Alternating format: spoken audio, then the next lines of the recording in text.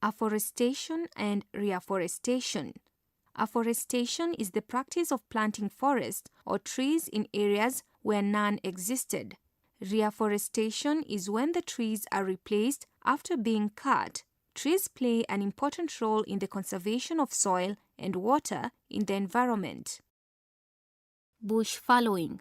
Bush fallowing involves cultivating a field for a period of 2 to 3 years, after which it is left fallow, while the farmer moves on to another piece of land. During the fallow period, the soil is able to recover its fertility.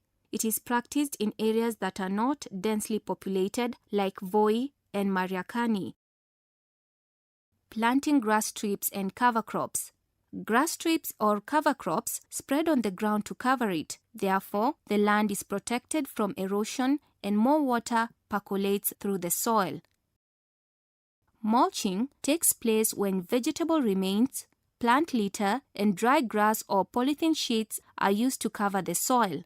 The mulch helps in retention of moisture to reduce evaporation, reduce soil erosion, especially splash erosion, increase water infiltration in the soil, and soil nutrient and organic matter are obtained as the mulch decomposes.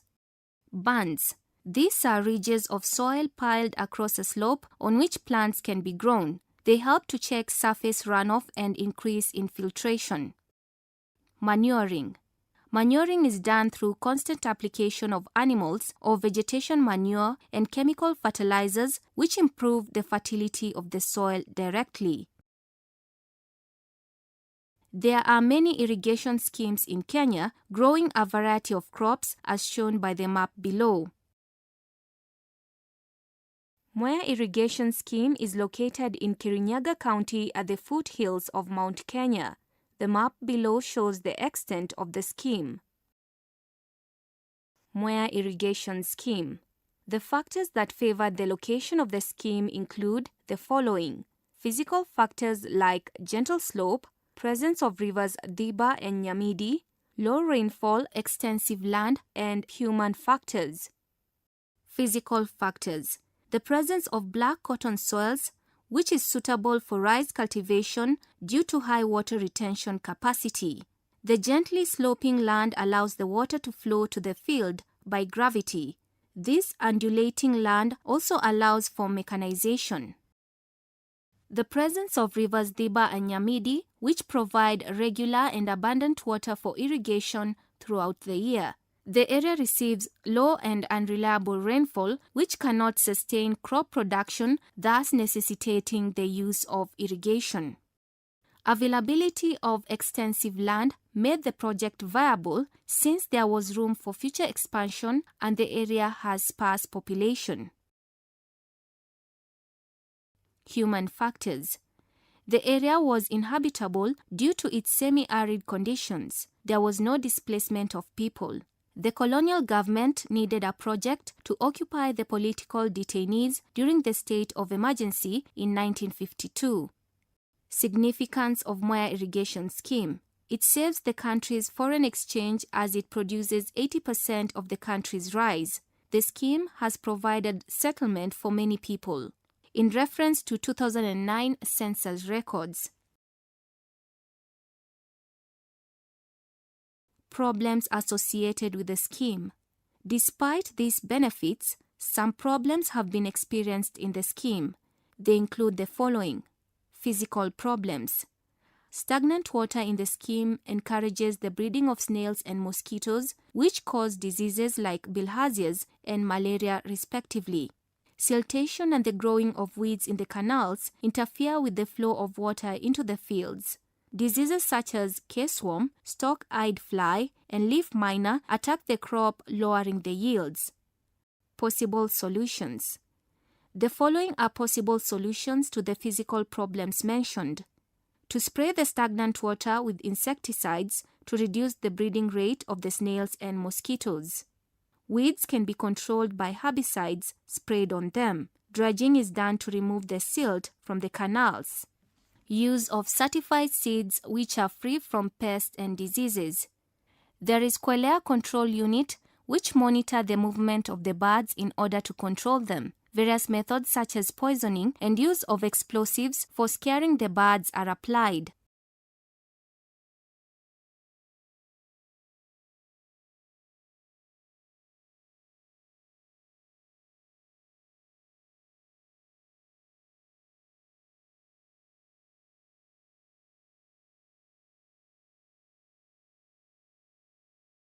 Human problems. The following are the human problems that are facing Moya irrigation scheme. Unplanned irrigation expansion has led to increased demand for irrigation water, which the three rivers cannot sustain. Some water has also been diverted to horticultural farming. Shortage of labor experienced during the planting and harvesting season. Solutions of the named problems. The problem of unplanned irrigation expansion is being solved by building more reservoirs.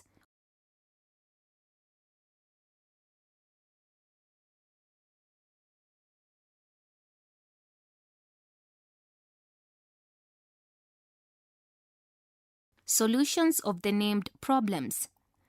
The problem of unplanned irrigation expansion is being solved by building more reservoirs. Farmers are being trained to participate in managing the irrigation water through Water Users Association. Improve on the marketing in order to get better prices to enable them to hire labor. To have the National Cereals and Produce Board to market rice on behalf of the farmers for prompt payment. To depoliticize the cooperative societies and empower them to supply inputs and extend credit facilities to the farmers. The government should provide the scheme with enough extension officers in order to enhance the quality of the crop. The government should look into ways of expanding the scheme. The local people should also be encouraged to use population control methods. The National Cereals and Produce Board should help farmers in marketing their crop, while the National Irrigation Board provides them with high-quality seeds. The farmers should deliver their rice to Moya rice stores from where they will fetch better prices. Research by National Irrigation Board to develop high-quality seeds in order to ensure the basmati variety has its characteristics aroma. The National Cereals and Produce Board will ensure the supply of quality rice which is not blended with other poor quality rice. Delayed payment killed the morale of the farmers, which led to the farmers pulling out of the government, ran National Irrigation Board, and started selling their rice individually.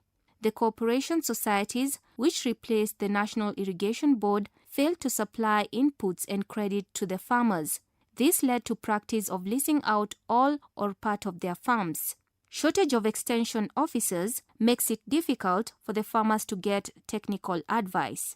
The scheme has been overpopulated. This has created pressure on the existing facilities, including water for irrigation. Political interference has alienated the management with the farmers. This has created land ownership conflict. The liberalized marketing of rice led to farmers storing rice at their inappropriate conditions in their homes instead of the central stores. These farmers are eventually exploited by middlemen. The Netherlands, also called Holland, is one of the Western European countries. Most of the coastal land in the country has been reclaimed from the sea. The following were used in the reclamation of the land from the sea in the Netherlands. Stage 1. Construction of protective dikes or walls to enclose the part of the sea to be reclaimed and protect the area from getting flooded during the high tides. The ring canals were constructed to carry water from the area to be reclaimed into the sea. Pumping stations were installed to pump out water from the sea enclosed by the dike. Water is pumped out of the area enclosed by the dike. Reeds were sown to prevent weed from growing. They were also meant to use up the excess water and reduce salinity. The area was divided into rectangular portions using inner dikes and ring canals. The drained land was flushed with fresh water to remove salt from the soil. Pumping out of the water from the polders was a continuous process. This was to prevent the water from accumulating in the reclaimed land. 90%